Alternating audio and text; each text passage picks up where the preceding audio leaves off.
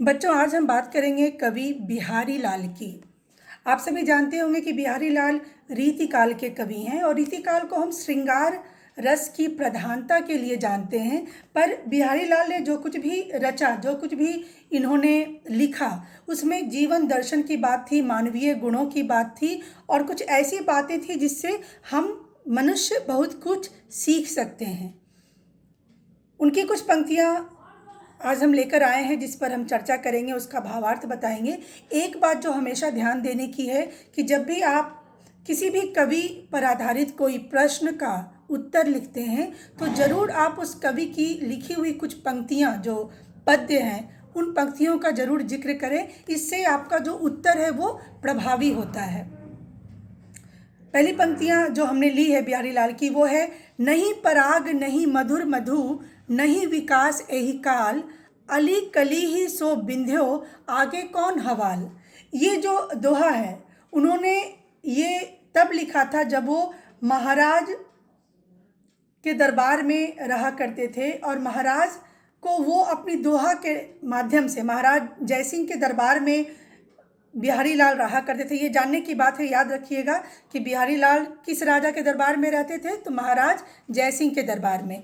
तो ये उस दरबार में जब थे तो उन्होंने देखा कि एक बार राजा अपनी नई रानी के प्रेम में इतना लीन हो गया है कि वो राजपाट ये सब कुछ भूल गया है, अपनी जिम्मेदारी को भूल गया है। अब ये तो उनके दरबारी हैं तो स्पष्ट तो कुछ कह नहीं सकते, तो इन्होंने दोहे के माध्यम से कहा, नहीं पराग नहीं मधुर मधु, यानी फूल के पास ना कोई पराग है और ना ही कोई मीठा शहद है।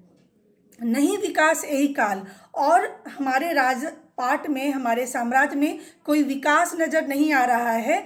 अली कली ही सो बिंध्यो, यानी जो अली है, जो भौरा है, वो किससे बंधा हुआ है, वो कली के साथ बंधा हुआ है। आगे कौन हवाल, मतलब अब कौन देखेगा, अब कौन आगे का रास्ता तय करेगा।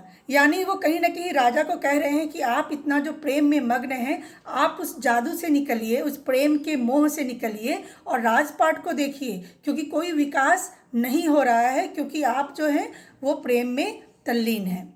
दूसरी पंक्ति जो हमने ली है, सतसैया के दोहरे अरुणावक के तीर, देखन में छोटन लगे घाव करे गंभीर। बिहारी की सतसैया जो है वो 700 दोहे का समाहार है और उसके बारे में कहा जाता है कि वो आकार में, प्रकार में बहुत छोटी होती है, पर जो घाव करती है, मतलब जो ज्ञान की बात बताती है, जो वो अनुभव की बात बताती है, वो बहुत ही गंभीर होती है। तो कहते हैं कि सतसैया के जो दोहे हैं और नावक का जो तीर होता है, धनुष बाण में जो तीर चलाते हैं, वो दोनों एक ही तरह है, क्योंकि देखने में तो बड़ा छोटा सा लगेगा पर वो घाव बहुत ही गंभीर करता है। उसके बाद, दीर्घ सांस न लेहु दुख, सुख सांसही न भूल, दई दई क्यों करत है, दई दई सो कबूल। कवि कहते हैं कि जब आपके पास दुख की घड़ी आती है तो लंबा सांस मत लीजिए। दीर्घ सांस मतलब क्या, ऐसे हम लोग लंबा सांस लेते हैं जब बहुत परेशान हो जाते हैं, तो कवि कहते हैं कि जब आप दुखी होते हैं तो लंबा सांस नहीं लीजिए, और ना ही आप जब सुख में होते हैं तो सब कुछ भूल जाइए।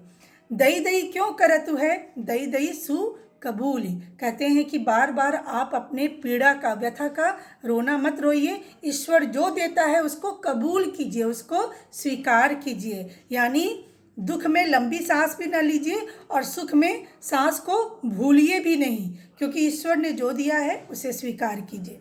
उसके बाद है, संगत कीजिए साधु की, हरे और की व्याधि, ओछी संगति क्रूर की, आठों पहर व्याधि।